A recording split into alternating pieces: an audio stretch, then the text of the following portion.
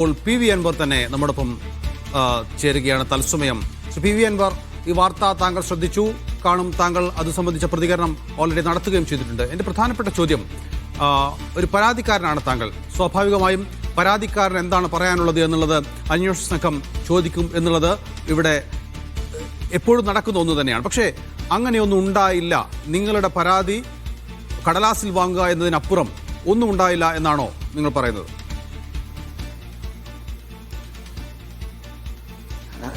ഇതില് നമ്മളൊക്കെ കണ്ടതാണല്ലോ. എൻ്റെ അടുത്തുനിന്ന് ഒരു പരാതി വാങ്ങിയിട്ടില്ല, എൻ്റെ അടുത്തുനിന്ന് ഒരു മൊഴി എടുത്തിട്ടില്ല. ഫോണ് കൊടുത്തില്ല എന്നാണല്ലോ പറയുന്നത്. ഫോണ് കൊടുത്തിട്ടില്ല, അത് ശരിയാണ്, ഞാൻ അതിലേക്ക് വരാം. ഇവിടെ കേരളത്തിലെ 3.5 കോടി ജനങ്ങൾ മനസ്സിലാക്കേണ്ടത്, ഇദ്ദേഹം മണിക്കൂറുകളോളം മാറി മാറി ദിവസങ്ങൾ എന്നെ വിളിച്ച ടെലിഫോൺ സംഭാഷണം കേരളത്തിലെ മുഴുവൻ പത്രമാധ്യമങ്ങളുടെ മുന്നിലും മലപ്പുറം ഗസ്റ്റ് ഹൗസിൽ വെച്ചിട്ടാണ് നിങ്ങളൊക്കെ തന്നെ അത് ടെലികാസ്റ്റ് ചെയ്തിട്ടുള്ളത്. ഈ ജനങ്ങൾ മുഴുവൻ അത് കേട്ടതാണ്. അങ്ങനെ ഞാനൊരു സംഭാഷണം നടത്തിയിട്ടില്ല എന്നുള്ളതാണ് ആരംഗീകരിക്കുന്നത്? ഈ അന്വേഷണ ഏജൻസി അംഗീകരിക്കുന്നത്.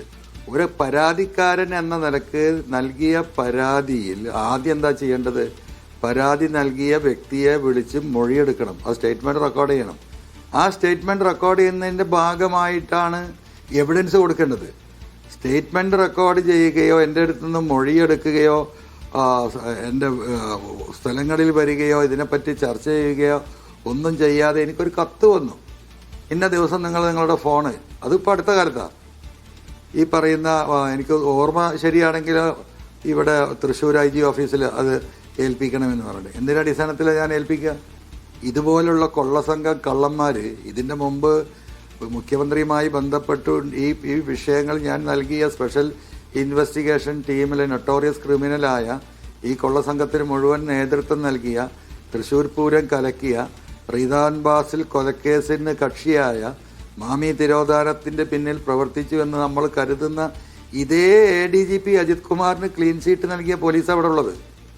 ആ പോലീസാണ് എനിക്കൊരു പോലീസാണ് ഈ സംഭവം അന്വേഷിക്കുന്നത്. അപ്പോൾ സ്വാഭാവികമായും അവർക്ക് തെളിവുകൾ ലഭിക്കേണ്ടതുണ്ട്. അപ്പോൾ പോലീസ് അന്വേഷിക്കുന്ന ഒരു കേസിൽ അവർക്ക് തെളിവുകൾ കൊടുക്കുക എന്നുള്ളത് സ്വാഭാവികമായും ചെയ്യേണ്ട ഒരു കാര്യം തന്നെയല്ലേ? ഇത് കേരള പോലീസ് അന്വേഷിക്കുന്ന ഒരു സംഭവം ആയതുകൊണ്ട് തന്നെ കേരള പോലീസ് തെളിവുകൾ ഹാജരാക്കുക എന്നുള്ള താങ്കളുടെ ബാധ്യത താങ്കൾ നിറവേറ്റേണ്ടതായിരുന്നില്ല? അല്ല നൗഫൽ, ഇതിനൊരു പ്രൊസീജിയർ ഉണ്ടല്ലോ. ആ പ്രൊസീജിയർ പ്രകാരം എനിക്ക് നോട്ടീസ് തന്ന് എൻ്റെ മൊഴിയെടുത്ത് എൻ്റെ സ്റ്റേറ്റ്മെൻ്റ് എടുത്ത് അതിൻ്റെ ഭാഗമായിട്ട് നിങ്ങൾ ഹാജരാക്കണം എന്ന് പറഞ്ഞ് എനിക്ക് നോട്ടീസ് തന്നാൽ എനിക്ക് മനസ്സിലാക്കാം. ഇതൊന്നുമില്ലാതെ നിങ്ങൾ ഫോൺ ഹാജരാക്കണം എന്ന് പറഞ്ഞാൽ ആകെയുള്ള തെളിവ് അതാണ്. നാളെ നമുക്കൊരു അന്വേഷണ ഏജൻസിയുടെ മുന്നിൽ പോകണമെങ്കിലോ കോടതിയെ സമീപിക്കണമെങ്കിലോ ഉള്ള ആകെ ഇലക്ട്രോണിക് എവിഡൻസ് എന്ന് പറയുന്ന ആ ഒരു സംഗതിയാണ്.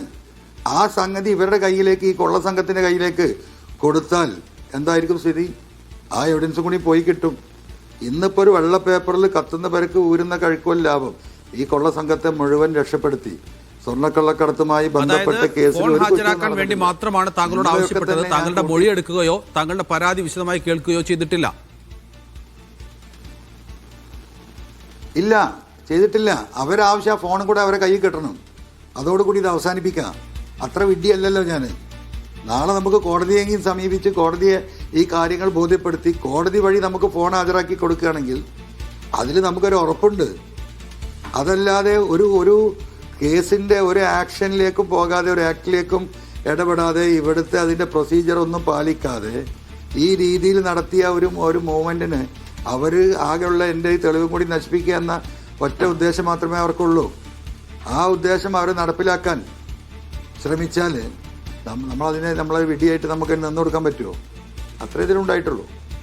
ഇതിൽ സുജിത് ദാസ് പറയുന്നത് അത് വ്യാജമായി നിർമ്മിച്ച ഒരു ഫോൺ സംഭാഷണമാണ് എന്നാണ്.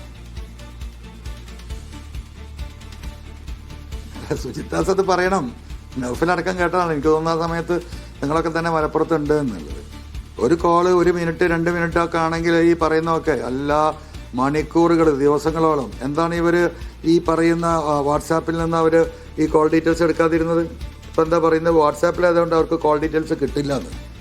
ഒരു കേസന്വേഷണം നടക്കണമെങ്കിൽ അതിൻ്റെ സമയവും കാര്യങ്ങളും ഒക്കെ വളരെ കൃത്യമായിട്ട് ഈ പറയുന്ന നമ്മളെ പരാതിയിൽ പറയുന്നുണ്ട്.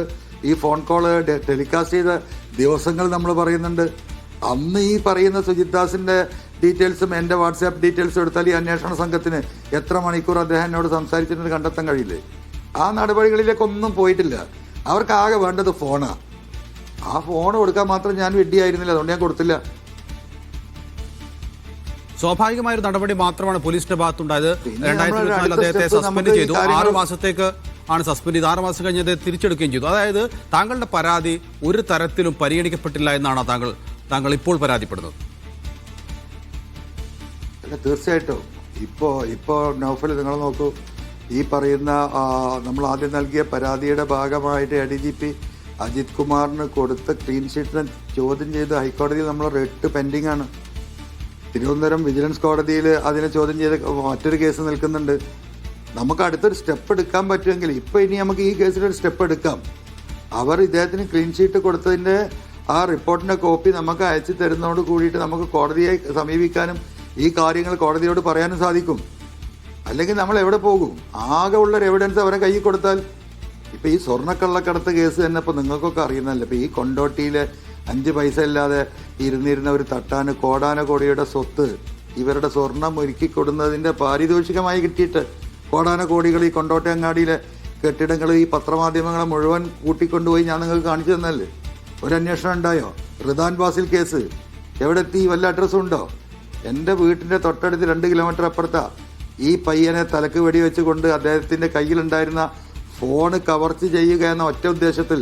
എന്തിനാ ഫോണ്? ഈ ഫോണുമായി ബന്ധപ്പെട്ട MDMA കടത്തുമായി ബന്ധപ്പെട്ട ഞാൻ ഈ ആരോപിക്കുന്ന സുജിത് ദാസ് ഉൾപ്പെടെയുള്ള ആളുകളുടെ പല എവിഡൻസും ഉണ്ട്. ഈ മരിച്ച കുട്ടിക്ക് ഇവരുമായിട്ട് ബന്ധങ്ങളുണ്ടായിരുന്നു.